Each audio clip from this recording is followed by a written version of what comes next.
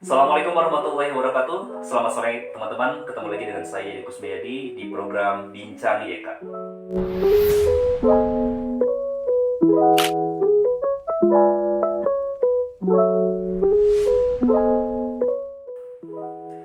Bidang kemanusiaan menjadi salah satu bidang yang urgensinya sangat penting. Keterlibatan banyak pemuda di dalam kegiatan kemanusiaan akan membuat aktivitas kemanusiaan lebih hidup dengan inovasi yang dibawa oleh kaum muda dan menjadi salah satu unsur yang penting untuk diperhatikan saat ini. Namun ternyata masih banyak orang yang belum mengenal tentang sosial dan kemanusiaan, dan masih sedikit orang yang tertarik untuk tergabung dalam kemanusiaan. Baik, di samping saya sudah ada salah satu pemuda Kuningan. Beliau adalah Kang Wahyu. Nanti kita akan pengenalan secara lebih detail ya dari beliau. Dan beliau ini adalah salah satu aktivis sosial kemanusiaan. Masya Allah. Untuk lebih lanjutnya, kita akan langsung saja waktu dan tempat kami persilahkan. Waduh, Silakan, Kang. ini apa dulu nih? Saya perkenalan dulu mungkin ya, pemirsa semuanya, sahabat-sahabat semuanya. Bismillahirrahmanirrahim. Allahumma sholli ala sayyidina Muhammad, Allahumma sholli sayyidina Muhammad. Rabbi shrah li sadri wa yassir li amri wa hlul 'uqdatam min lisani yafqahu qawli. Alhamdulillah, ini hari yang begitu cerah ya, biasanya hujan di luar. Hari ini di hari ketiga Ramadan bisa ngobrol-ngobrol, bincang-bincang di Bincang YK ini. Perkenalkan semuanya, saya Wahyu Nur Rahman dari DT Peduli Kuningan dan bergabung di DT Peduli Kuningan sejak 2019 berkaitan dengan kemanusiaan. Mungkin nanti kita bakalan lebih banyak berbincang setelah dikorek-korek nih. Aduh, jadi deg-degan nih dikorek-korek apa sama ayah di dan sore ini di momentum yang cerah ini insya Allah menjadi salah satu waktu yang tepat untuk kita berbincang tentang sosial kemanusiaan. Insya Allah, amin. Mudah-mudahan keberkahan juga turun di sini.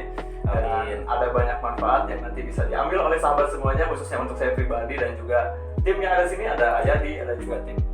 Yang pertama saya ingin bertanya nih ya tentang kegiatan sehari-hari apa? Kegiatan sehari-hari ya. Aduh, kalau kegiatan sehari-hari mungkin saya bisa berperan sebagai anak kalau di rumah.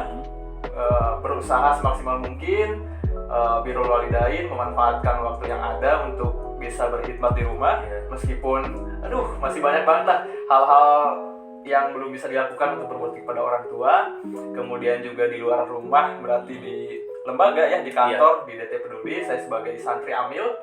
Kenapa disebutnya santri meskipun kita sebagai karyawan? Karena berlandaskan DT Peduli itu Darut Tauhid, berlandaskan kepesantrenan. Nah, jadi karyawannya itu disebut santri. Gitu. Jadi santri itu kan semangatnya belajar dan mengabdi. Dia belajar, kemudian hasil belajarnya itu dia abdikan, aplikasikan di kesehariannya gitu. Jadi makanya sebutnya sebagai santri, jadi santri amil gitu. Kalau dulu sempat namanya santri karya. Santri kemudian berkarya, belajar kemudian berkarya, mengaplikasikannya untuk khidmat ke masyarakat. Nah, kalau sekarang karena ada perubahan struktur di atas, yang tadinya DT Peduli berada di bawah Yayasan Darut Tauhid, sekarang berubah jadi Yayasan Darut Tauhid Peduli, jadi berdiri sendiri. Dan karena kita bergeraknya sebagai lembaga amil zakat, infak, sedekah dan juga wakaf, maka kita disebut sebagai santri amil. Kayak gitu. Kemudian aktivitas sehari-hari yang lainnya kalau lagi cari-cari waktu luang gitu pas ya. senggang atau pas apa gitu. Pas senggang, karena memang biasanya meskipun ada tanggal merah, kita sengaja hitemin gitu. Oh gitu ya? Gitu. Jadi selalu ada aktivitas gitu, jangan sampai libur gitu.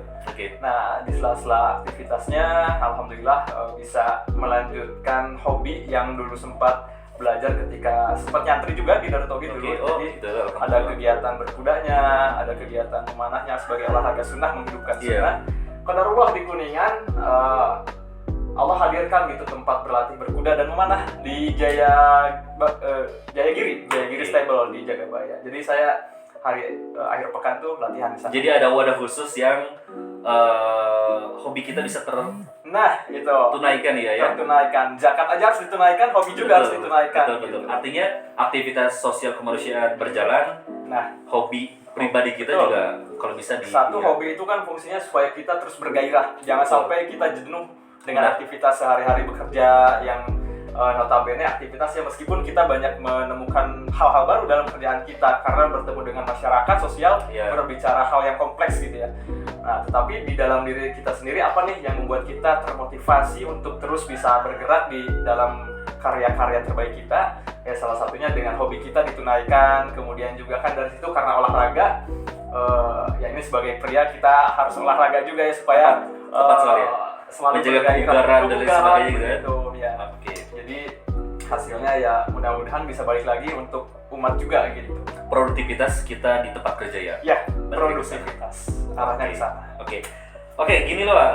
Mungkin langsung saja ya. Boleh. Kenapa akhirnya Wahyu memutuskan untuk mengambil bidang sosial dan kemanusiaan? Sementara itu adalah satu bidang yang bagi kaula muda tuh kurang menarik gitu kan, karena akan menguras waktu kita. Bahkan saya tahu teman-teman aktivis kemanusiaan itu ketika tanggal merah atau hari libur, ketika ada orang yang butuh bantuan, itu harus selalu ready gitu. Betul. Oke, gimana? Kenapa bisa mengambil bidang sosial dan kemanusiaan?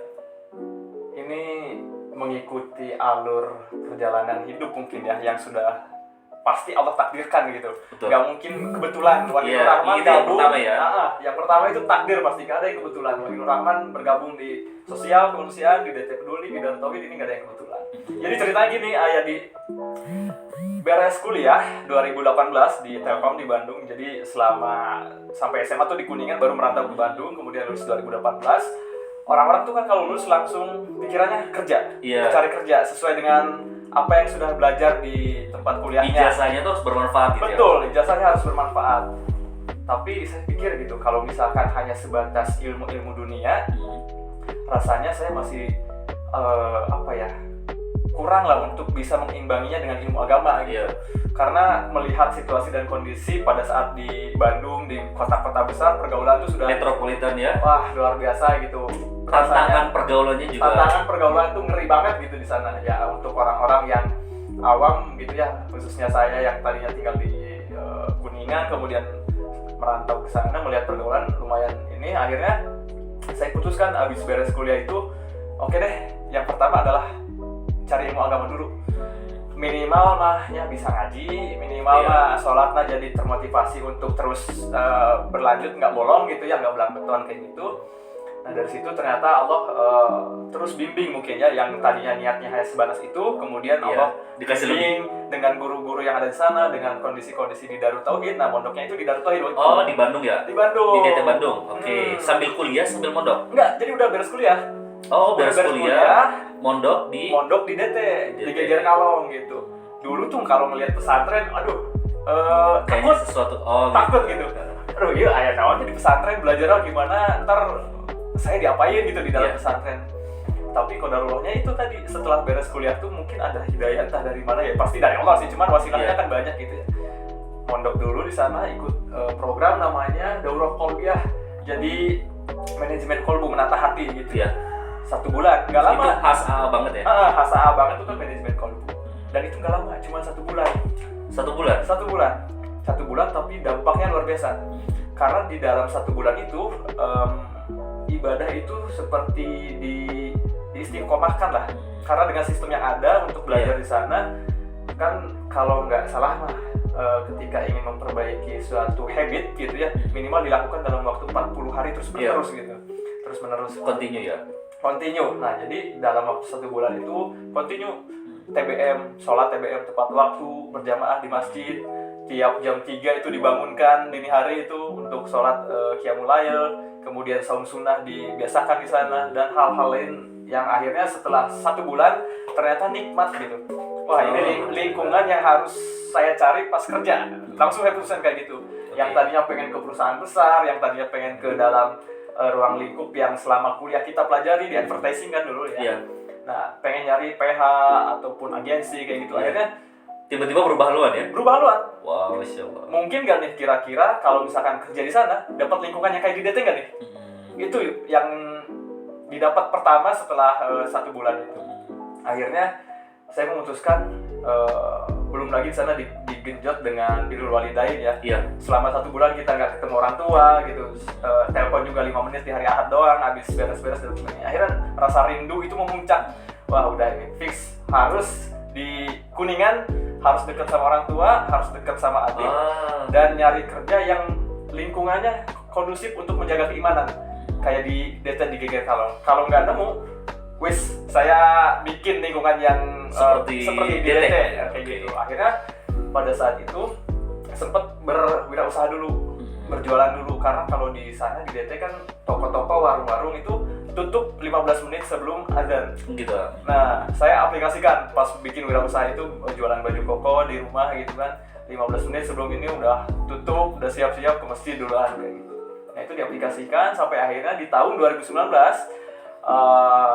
tertarik dengan santri siap guna di Darut Tauhid lagi. Oh, berarti awal itu bagian dari santri siap guna? Alhamdulillah. Oh gitu, Alhamdulillah. oke, siap. Di santri siap guna, kemudian di sana kita dididik untuk menjadi pelopor mandiri dan ahli khidmat. Dari situ baru muncul tuh keinginan untuk betul-betul bergabung di Darut Tauhid, nggak pengen cari yang lain. Oke. Dan hidayah selanjutnya mungkin ketika pulang dari Bandung, perjalanan ke Kuningan, satu travel dengan orang yang di Kuningan juga, dan dia menginformasikan. Pertama dia nanya, Wahyu ke Darut Tauhid bolak-balik ngapain sih tiap pekan gitu? Iya. Kan SSG tuh akhir pekan ya, Sabtu Ahad deh. Selama 3 bulan bolak-balik keluar. Tempatnya di Bandung nggak? Tempatnya di Bandung. Oh gitu. Kalau yang kemarin-kemarin yang pas corona kan ada virtual. Iya. Kalau saya waktu itu sebelum pandemi bolak-balik. Nah, pas bolak-balik itulah di akhir setelah wisuda santri siap guna, kemudian pulang ke Kuningan, di dalam perjalanan ternyata satu travel dengan orang Kuningan yang dia tanya tadi ngapain bolak-balik. Main bolak-balik gitu kan? Jadi ustadz kah atau apa gitu kata dia. Iya. Enggak, saya bilang saya nyantri ikut programnya SSG Sabtu Ahad. Oh gitu ya Kang, katanya. Saya bukannya ada ya di Kuningan Darut Tauhid katanya. Wah, di situ kaget tuh. Wah, Oh, gitu seriusan? ya? Sebelumnya nggak tahu? Enggak tahu. Oh. Sebelumnya enggak tahu ada Darut Tauhid di Kuningan. Akhirnya dari situ tertarik, wah seriusan nih ada Darut Tauhid gitu di Kuningan. Iya. Wah, ini langsung harus silaturahmi. Oke. Harus silaturahmi. Meskipun belum tahu ya Darut Tauhidnya apa gitu. Iya. Kan banyak ada Darut Tauhid di Baitul Quran kah, ada di Oh, gitu ya? Peduli, ada di macam-macam, banyak waktu itu Darut Tauhid. Nah, setelah silaturahmi waktu itu namanya Zahran, adik kelas saya di SMA 2. Nah, sekarang dan juga adik kelas di Telkom waktu itu satu ini. Dan sekarang ya setelah pertemuan dengan Zahran itu langsung izin ke orang tua, Iya. ke papa, ke mama gitu mau silaturahmi ke DT. DT peduli. Ke DT. Oh, ke Darut DT. Tauhid. Oke. Karena belum tahu ada pedulinya. Oh, oke. Belum Siap. tahu DT peduli gitu. Ternyata ya setelah silaturahmi disambut hangat waktu itu, padahal baru ketemu tapi seolah-olah udah pernah Udah ketemu kayak- dan lama nggak ketemu, jadi disambut banget gitu Oh, kan. Masya Allah. Apalagi kodenya SSG, wah itu disambut banget itu langsung. Iya. Wah, SSG nya serius, angkatan berapa segala macam. Di situ baru Tapi sebenarnya DT Kuningan udah berdiri lama nggak sih ya? DT Kuningan itu diawali dengan Darut Tauhid Peduli, DT Peduli di tahun 2018 awal. Oke. 2018 awal. Jadi selama itu kan saya masih di Bandung, Iya, Bali masih. segala macam, belum tahu apa-apa gitu. Akhirnya di 2019 di bulan April itu saya ditawarin sama waktu itu Pak Jajang, kepala cabangnya. Ya udah Kang Wahyu mau nggak khidmat di sini di DT Peduli gitu kan. Nanti insya Allah untuk posisi dan sebagainya bisa menyesuaikan. Wah itu udah. Tapi saat itu siap. teman-teman banyak nggak saat itu? Maksudnya Banyak kayak gimana staff nih? atau karyawan di DT banyak atau gimana? Oh baru berempat atau berlima Oh ya? gitu. Berempat kalau nggak salah. Berarti sebenarnya saat itu DT Peduli membutuhkan personal orang baru ya? Maksudnya membutuhkan orang baru nggak sih ya? Ya, jadi kondisinya sama kayak sekarang awal Ramadan. Jadi saya itu silaturahmi ke sana itu awal Ramadan.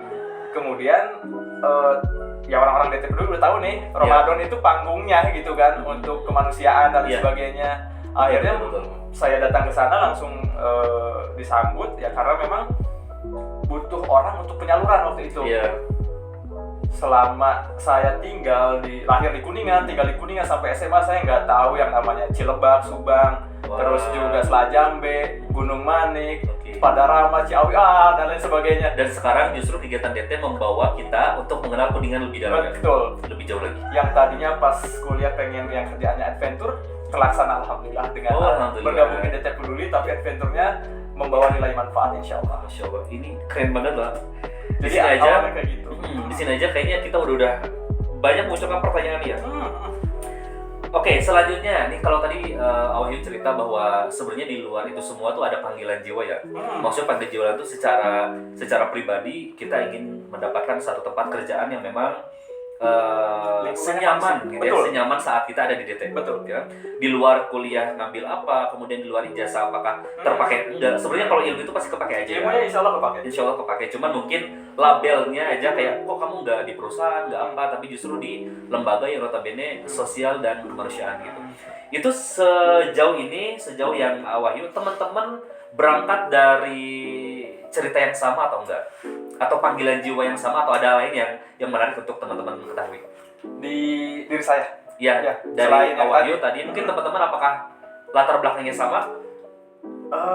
Latar belakangnya mungkin macam-macam ya, maksudnya sama-sama di bidang yang tidak terbayangkan sebelumnya, karena di DT itu orang-orangnya ada yang guru tadinya, ada yang di kemahasiswaan, Masih mahasiswa bahkan langsung tergabung ya? ada yang tergabung juga, dan yang khusus sebagai amil gitu ya, yang dari dulu belajar gitu bagaimana pengelolaan zakat dan sebagainya, itu hanya 1 atau 2 orang gitu yang memang belajar di misalkan ekonomi syariah kayak gitu kan, itu belajar juga ada seperti itu. Tapi rata-rata kebanyakan memang sepertinya ditakdirkan bersama di DT Peduli, dikumpulkan dengan keilmuan yang berbeda untuk menjadi satu, melebur dan mengolah itu untuk mengelola masyarakat ini gimana ya, dengan ilmunya keguruan seperti apa, dengan ilmunya advertising seperti apa, dengan macam-macam. Jadi kita bergabung di sana kayak gitu. Oke, oh iya. Tapi yang jelas pasti frekuensinya sama ya. Insya Allah maksudnya teman-teman berangkat dari sumber yang berbeda atau keahlian yang berbeda dan sebagainya. Mereka kumpul di DT Peduli itu pasti frekuensinya sama ya. Ada panggilan jiwa untuk mengabdi kepada masyarakat. Itu pasti ya. Jadi 2 hal, hablum minallah dan juga hablum minannas-nya. Kita ingin mengabdi kepada Allah sebaik-baik kita sebagai seorang hamba gitu ya, untuk bermanfaat banyak kepada masyarakat, dan nilai hablum minannas-nya yaitu bermanfaat ke masyarakatnya itu dengan cara kita menjadikan lembaga ini sebagai sebuah modal besar untuk kita kelola bersama. Apa yang ada di lembaga ini kita keluarkan untuk masyarakat, seperti itu. Jadi ada yang tadinya mungkin belum merasakan nyamannya berinteraksi sosial dan sebagainya, tetapi karena seiring perjalanan dengan penyaluran, dengan bertemu di lapangan, akhirnya menemukan banyak hal gitu. Termasuk saya pribadi pun yang dulunya rewel untuk urusan makan, pengen ini, pengen itu segala macem. Sekarang tuh merasa kayak udahlah yang ada aja. Yang ada tuh disyukuri banget ya. Disyukuri banget, karena urusan makan udahlah kelar. Maksudnya kelar tuh apa aja makan gitu, nggak perlu harus yang gimana. Bukan sesuatu yang perlu kita pertimbangkan gimana gitu ya. Karena ketika kita bertanya besok kita makan apa ya, berarti kita kurang yakin juga nih. Allah itu kan pemberi rezeki gitu, tapi masa kita masih bertanya kita besok makan apa? Di luaran sana kan, di negara-negara muslim yang sedang dijajah kebingungan gitu. Jangankan besok makan apa, hari ini makan aja atau enggak kan. Untuk secangkir air putih aja mereka kesusahan gitu ya. Seperti itu ya, kurang lebih. Dan perjalanan dari DT Peduli ini kayaknya membawa atau menghadirkan perjalanan spiritualitas tersendiri ya. Alhamdulillah. Selain kita tadi ya, karena ada santrinya, kita digembleng juga sehingga ruhiyah kita itu harus benar-benar selalu dekat dengan Allah. Masih jauh saya juga dengan itu ya, tahapan pembelajaran. Sebagai tahapan pembelajaran, kita dididik juga di sana sebagai bentuk apa yang kita lakukan, apa yang kita rasakan, nikmat-nikmat yang sudah Allah berikan itu kan diberinya oleh Allah gitu, oleh yang menciptakan kita. Nah, disitulah merasakan ternyata secara sisi kemanusiaan, melihat di lapangan ada yang lebih kurang dari kita, lebih kurang dari saya gitu ya. Sehingga ketika merasakan makanan cuma ada misalkan sambal tabur doang sama nasi gitu ya, ini udah nikmat banget gitu ya. Di sisi lain kan ada yang berasnya yang nggak ada gitu kan, ada yang bahkan nasi kering mereka kumpulin lagi untuk dimakan gitu. Saya yang paling kena itu waktu di daerah Subang. Kenapa? Ketika penyaluran di bulan Ramadan untuk bingkisan lebaran. Mungkin kita yang bekerja di perusahaan, PNS dan lain sebagainya, atau ASN sekarang ya, mungkin ada yang namanya THR, tunjangan hari raya gitu ya. Bagi mereka jangankan THR, untuk penghasilan sehari-hari, untuk makan sehari-hari kan nggak ada. Makanya kita ada program namanya bingkisan lebaran. Ketika penyaluran bingkisan lebaran kepada mustahik ataupun penerima manfaat, itu kan kita asesmen dulu. Maksudnya asesmen dulu tuh benar nggak nih beliau layak mendapatkan bantuan atau enggak. Sampai seperti itu sebelum penyaluran. Nah, ketika penyaluran terjun ke lapangan ternyata banyak banget hal yang ada nenek-nenek yang di rumah gubuk sendirian, kemudian kondisi dia nggak bisa berdiri, seperti terlantar begitu di rumah gitu ya, nggak ada keluarga yang menemani gitu kan, hanya sebatang kara, untuk makan dia cari dari mana kan kita nggak tahu gitu, apakah tetangga yang peduli atau enggak. Iya. Nah disitulah letak kita untuk melatih kepekaan kemanusiaannya di situ gitu. Jadi untuk sahabat-sahabat muda nih, bestie-bestie, brodi-brodi, ini harus peka nih terhadap lingkungan sekitar kita, di rumah teman-teman, di rumah kita sekeliling, coba dilihat. Setidaknya lingkungan paling dekat Dulu gitu, paling dekat dulu. Atau pengen belajar bagaimana bisa mensyukuri nikmat yang sudah ada, mau ikut kegiatan DT Peduli penyaluran, ayo mumpung Ramadan banyak kegiatan, Iya, ayo kita jalan-jalan. Dan selalu terbuka ya buat siapapun. Insya Allah terbuka, selama dia berkomitmen untuk berbuat baik, terus berkomitmen untuk belajar, Iya. dan tujuannya sih ibadah gitu ya, tidak ada yang lain di dunia ini selain ibadah, diniatkan karena Allah gitu. Betul, karena mungkin DT dengan banyaknya program kegiatan pasti di satu momentum membutuhkan banyak orang ya. Maksudnya membutuhkan banyak tenaga dan lain sebagainya gitu kan.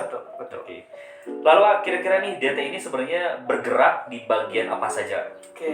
Wah ini kalau di Darut Tauhid Peduli, karena kita sebagai lembaga zakat, infak dan juga sedekah, pergerakan utamanya adalah bagaimana mengedukasi masyarakat supaya bisa semangat untuk menjalani aktivitasnya, khususnya siapapun tidak ada yang khususkan, siapapun, untuk yang pekerja, untuk yang pengusaha, untuk yang guru ataupun PS dan lain sebagainya, untuk bisa termotivasi bahwa setiap rezeki yang sudah Allah titipkan kepada kita itu adalah orang lain yang harus kita keluarkan, kita sisihkan. Kalau kita nggak bisa menyisihkan, insya Allah itu akan dipaksa disisihkan, dikeluarkan. Entah dari hal sakit harus berobat, entah motor banyak kempes dan lain sebagainya, atau tiba-tiba uangnya hilang dan sebagainya, kan itu ada hak orang lain. Nah, kita coba pelan-pelan edukasi gitu ya, untuk bisa ke arah sana. Kemudian kita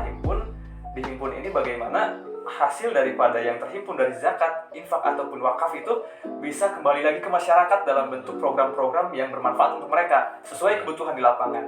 Makanya di DT Peduli itu ada pilar-pilar program. Ada 5 kurang lebih ya. Di antaranya ada ekonomi, pendidikan, dakwah, sosial, dan juga kesehatan. Seperti itu. 5 bidang ya? 5 bidang. Dan itu sudah berjalan sejak awal? Atau sampai hari ini selalu ada perkembangan program baru atau aktivitas baru gitu? Dari 5 pilar itu banyak turunannya.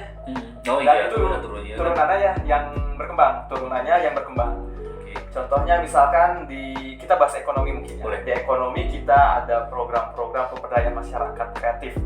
Ada petani tangguh, ada peternak tangguh, kemudian juga ada KUBE, kelompok usaha bersama, ada juga DTCC, Darut Tauhid Creative Center, kemudian ada Desa Tangguh. Desa Tangguh ini sebagai sentralisasi program di pedesaan. Jadi ke-5 pilar program atau minimal 3 pilar program itu ada di desa tersebut. Apakah di pendidikannya, di ekonominya, di dakwahnya, di kesehatan, atau di kemanusiaannya. Ada programnya di sana. Contohnya di Cisantana, kita sedang merintis itu sebagai Desa Tangguh. Itu sudah ada program dakwah, kemudian juga ada program ekonomi. Baru 2 nih. Iya. Gitu. Dakwah ini berarti kita banyak memberikan edukasi kerohanian berkaitan dengan keislaman, kemudian juga untuk menggerakkan masyarakat sekitar yang para penggerak masjid kayak Irmasnya, DKM-nya, seperti itu, untuk berkolaborasi mengadakan kegiatan-kegiatan dakwah. Contohnya di malam Jumat ataupun di Jumat malam itu ada kegiatan Majelis Manajemen Kolbu MMQ. Nah itu tempatnya di mana? Itu di Dusun Malar Aman. Selalu satu tempat itu atau sebenarnya berpindah-pindah? Ada yang berpindah, ada yang di tempat itu. Yang sudah berjalan di Dusun Malar Aman, di Masjid Malar Aman, kemudian pernah juga latihan panahan juga, karena tadi ada hobi panahan. Bisa bermanfaat di sana ya, mudah-mudahan sedikit-sedikit bisa menghidupkan sunnah di sana. Kemudian dari sisi ekonominya ada petani tangguh, karena kita punya amanah wakaf di sana, lahan wakaf tanah ya, betul, seluas 6 hektar kurang lebih. Nah, sambil kita menyusun konsep untuk dijadikan eko pesantren 3 Darut Tauhid yang di Kuningan ini, lagi proses perizinan di kabupaten sudah, tinggal ke provinsi. Insya Allah, doanya dari sahabat-sahabat semua. Mudah-mudahan selalu sukses ya. Insya Allah, amin. Nah, sambil menunggu itu kita berdayakan nih lahan ini agar yang pertama amanah wakafnya itu kita segera kelola agar pahalanya juga bisa mengalir kepada wakif. Iya. Yang kedua, kita lihat masyarakat sekitar memang potensi sekali untuk kita berdayakan di bidang pertanian. Betul. Pertanian. Yang ketiga, mungkin di sana ada permasalahan di penjualan ataupun pemasaran hasil panen, di Kenapa? mana Kesusahan mereka. ketika beli bibit harganya mahal, ketika panen Ketika dijual harga murah. Oh gitu. Berarti Nah, kebalik gitu ya. Kebalik. Makanya kita kolaborasikan dengan program lainnya, yaitu DTCC yang tadi, Darut Tauhid Creative Center. Oke. Dari hasil pertanian itu ada oncang. Tahu oncang nggak? Iya, tahu. Nah, apa sih oncang? Nah, Ya kayak gitu ya. ya, yang kayak gitu ya, kayak gitu. Oncang tuh yang kayak gitu. Nah, itu bawang daun ditanam di sana oleh petaninya yang laki-laki.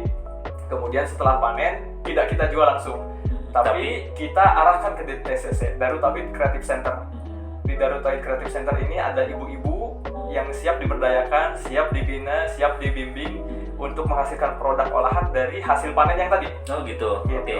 Ini dia hasilnya. Oke, ini ada produk yang dibawa. Ini salah satu sebenarnya atau selain ini ada lagi ya? Selain ini ada lagi, tapi yang udah booming ini ya, yang Sambal tabur mandala. Mandala. Oke. Nah, inilah hasil produk daripada DTCC-nya itu, Darut Tauhid Masya Allah. Creative Center. 100% ya produk DT. Ya, Oke. binaan- Pemberdayaan masyarakat. Pemberdayaan masyarakat. Kalau tadi masjid di Malang Aman, kalau ini di Mandala. Makanya di sini namanya Mandala. Oh iya. Mandala ini nama itu dusun. Salah satu nama Dusun di Cisantana. Gitu. Oke. Saya juga baru Ini tahu tuh kan. berarti Gimana? isinya tuh apa? Nah, ini yang pertama tadi udah pasti ya, bawang daunnya. Kemudian kita kolaborasikan dengan rempah-rempah lain, Oke. bawang merah, dengan cabenya, dengan tomatnya. Kemudian karena kita belum menemukan formula untuk bumbunya, kita coba tambahkan sedikit penyedap rasa. Oke. Gitu. Oke, dan ini salah satu yang perlu kita support ya. Hmm. Masyarakat, teman-teman barangkali yang membutuhkan sambal tabur, sebisa mungkin kita memanfaatkan UMKM yang sudah berjalan. Ya. Dan ini salah satu produk dari DT, di mana di dalamnya kita telah berhasil memberdayakan masyarakat, ya, dan petani di dalamnya. Petani di dalamnya. Oh. Jadi ada petani, ada ibu-ibunya, kita berdayakan. Kita harus dukungin ya. Dukung, harus. Dan yang menarik itu, harapan program-program pemberdayaan DT Peduli itu adalah menjadikan yang tadinya mustahil menerima manfaat yang diberi menjadi mustahil yang memberi. Oke. Dan ini alhamdulillah sudah terrealisasi. Alhamdulillah. 30 Maret 2021 kita meluncing Darut Tauhid Creative Center yang tadi. 31 Maret 2022 kemarin akhir bulan Iya. mereka berdonasi ke DT Peduli. Wow. Dari hasil jualan artinya sambal ada impact ya. ada impactnya. Wah, Masya Allah. Alhamdulillah. Berarti salah satu efektivitasnya itu ya. Hmm. Maksudnya dari yang bukan apa-apa katakan gitu ya, sekarang menjadi apa-apa, yang awalnya penerima sekarang justru memberi. Itulah perjalanan sosial kemanusiaan yang seharusnya gitu ya. Betul, Salah satunya gitu. betul. Peka terhadap lingkungan, salah satunya seperti itu. Bagaimana menjadikan orang yang tadinya membutuhkan menjadi Penerima. dibutuhkan, bisa jadi. Iya, betul. Wah, Masya Allah banget. Mengubah seperti itu. Oke, berarti kegiatan DT ini secara umum tidak hanya fokus pada mungkin bencana-bencana gitu ya? Salah Ya, satunya itu salah maksudnya- satu kebencanaan. Salah satu yang misalnya ada bencana, kemudian kita langsung aksinya gitu kan, bla bla bla gitu kan. Termasuk selain itu berarti sumber daya manusianya pun menjadi salah satu faktor yang ditargetkan oleh DT ya. Salah satu tadi masyarakat, terus petaninya, bahkan santri siap gunanya, lain sebagainya gitu. Selain itu ada program lain nggak yang SDM-nya tuh benar-benar kita perhatikan gitu? dengan regenerasi yang baik itu kita berbicara dengan pendidikan juga. Oke. Di pendidikan kita berusaha semaksimal mungkin memberikan fasilitas kepada lagi-lagi yang membutuhkan, Oke. tetapi dia ada kemauan, ada kemampuan, artinya prestasi, Iya, potensi kemudian gitu ya. kesempatan. Kan ada kemauan, ada kemampuan dan kesempatan. Betul. Nah, kesempatan inilah yang kita coba hadirkan. Bagaimana mereka yang membutuhkan berprestasi, kita coba berikan kesempatan. Ini ada beasiswa loh dari DT Peduli. Kalian bakalan dibina, kemudian kalian akan diberdayakan, kita akan dampingi sampai mereka bisa mengembangkan apa yang menjadi cita-cita mereka gitu ya. Dan disitulah bentuk kolaboratif di akhir program nanti bisa jadi mereka akan melanjutkan perjuangan santri amil yang mungkin sudah waktunya pensiun atau mungkin yang dipindahkan amanahnya ke cabang lain atau ke kota-kota lain. Maka bibit-bibit unggul inilah yang sudah kita bina yang dibina ini ya yang akan bermunculan dan menggantikan melanjutkan perjuangan santri amil, atau bahkan mereka bisa kita berdayakan untuk memberdayakan masyarakat. Oh iya. Misalkan mereka dari dunia pendidikan, mereka punya kebidangan di pertanian juga misalkan. Bisa kita arahkan nih, ada DTCC, ada petani tangguh. Ayo dong bantu kelola. Nah, nanti kalian akan merasakan bagaimana dulu ketika sulit ada yang membantu. Iya, dan sekarang saatnya kalian lah yang membantu gitu. Kurang lebih seperti itu. Itu dari bidang pendidikan ya. Kalau dari kesehatan, kesehatan kayaknya yang saya tahu tuh dia itu memiliki ambulan ya. Yang notabene saya tahu bahwa jam berapapun, kapanpun dibutuhkan itu selalu siap sedia untuk memberikan bantuan. Betul. Jadi alhamdulillah udah nambah 1 mobilnya. Ada 2. Alhamdulillah. Okay. Yang pertama ambulan. Dari sejak DT Peduli hadir di Kuningan itu sudah ada donatur yang memfasilitasi supaya ada operasional khususnya di mobil ambulans untuk kegiatan antar jemput pasien, antar jemput jenazah, atau bahkan untuk kegiatan-kegiatan kesehatan lainnya. Kayak gitu. Jadi layanan ambulans kita insya Allah standby untuk wilayah Kuningan dan sekitarnya. Kalau yang jauh-jauh kita masih khawatir, yang pertama. Yang kedua, kita ada cabang lain juga, bisa nanti dikolaborasikan dengan cabang lain. Tetapi untuk layanan di masyarakat yang membutuhkan mobil ambulans di DT ataupun dalam saat-saat urgent, bisa dikontak aja ke nomor layanannya di adminnya gitu ya, 085353245353. Tinggal kontakkan sama adminnya kalau membutuhkan layanan ambulans seperti itu. Itu pertama, layanan ambulans. Kedua, di bidang kesehatan itu kita berbicara juga dengan memfasilitasi anak-anak dan orang tua yang ingin anaknya dihitan. Ada hitanan gratis, hitanan massal, ada juga pengobatan kesehatan gratis, pengecekan kesehatan dan pengobatan gratis, seperti itu. Kita bermitra dengan orang-orang yang ahli di bidangnya gitu. Termasuk rumah sakit juga? Termasuk rumah sakit. Ada yang dari organisasi tertentu seperti BSMI, Bulan Sabit Merah Indonesia. Ada yang dari rumah sakit atau bahkan dari ID langsung, dari Ikatan Dokter Indonesia ataupun Ikatan Istri Dokter Indonesia. Ada juga yang dari rumah sakit, kita berkolaborasi di program-program pengecekan kesehatan dan juga pengobatan gratis. Ada juga dengan klinik Metro, kita bersinergi untuk hitanan massal gratis gitu. Ada yang pasiennya datang ke lokasi kita atau yang kita yang door to door ke lokasi mereka, seperti itu. Seperti itu. Masya Allah banget ya. 5 bidang ini tuh sudah pasti memporsir teman-teman yang ada di DT ya. Ya. Lumayan. Lumayan ya. Lumayan. Maksudnya waktu, tenaga, pikiran dan sebagainya itu menjadi sesuatu yang perlu untuk diabdikan gitu ya. Karena memang sudah kebaca dari 5 aja ini programnya beda-beda. Aktivitasnya banyak banget dan ini pasti membutuhkan waktu yang cukup gitu ya. Gitu. Artinya gimana?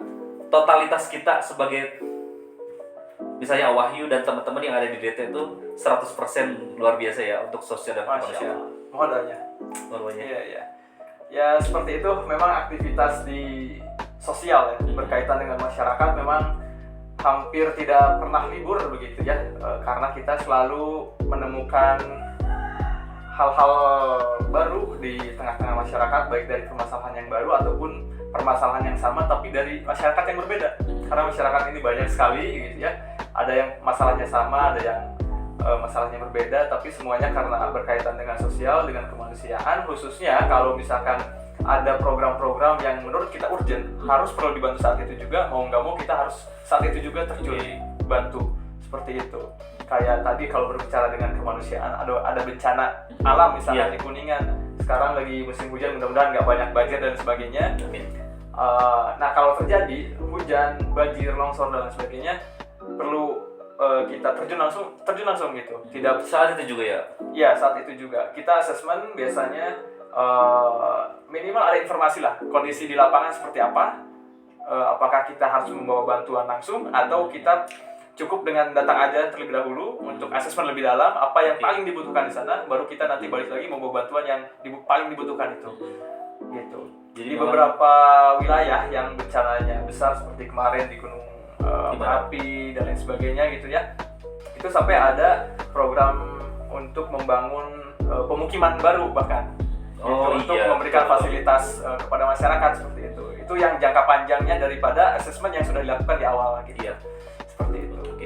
Oke, terus sebenarnya DT itu di kita tuh di mana aja sih ya? Apakah di setiap kabupaten tetangga kita ada atau selain Kuningan di mana lagi? Kalau selain di Kuningan memang tersebar secara nasional ya, di kota-kota besar, di kota kabupaten besar di Indonesia insya Allah dapat ditemukan gitu. Jadi kurang lebih ada 32 yang saya tahu ini, punten kalau salah ya Pak Direktur, punten.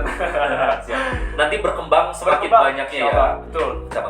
Cabang-cabangnya semakin berkembang dan bahkan kita juga menghadirkan kolaborasi dengan sebutannya MPZ, Mitra Pengelola Zakat. Jadi kita tidak pengen berkibar sendirian. Kita justru ingin memunculkan banyak organisasi serupa yang memang mempunyai payung hukum yang legal untuk bisa melakukan hal yang serupa, penghimpunan dan juga penyaluran program. Tadi berkaitan dengan SDM, kita tidak bisa sepenuhnya untuk terus terbagi ke sana kemari, karena ketika ada panggilan dari wilayah Subang misalkan, kita nggak bisa langsung untuk menerima panggilan yang wilayah di Cibimbing misalkan. Itu kan bertolak belakang, sangat jauh. Betul.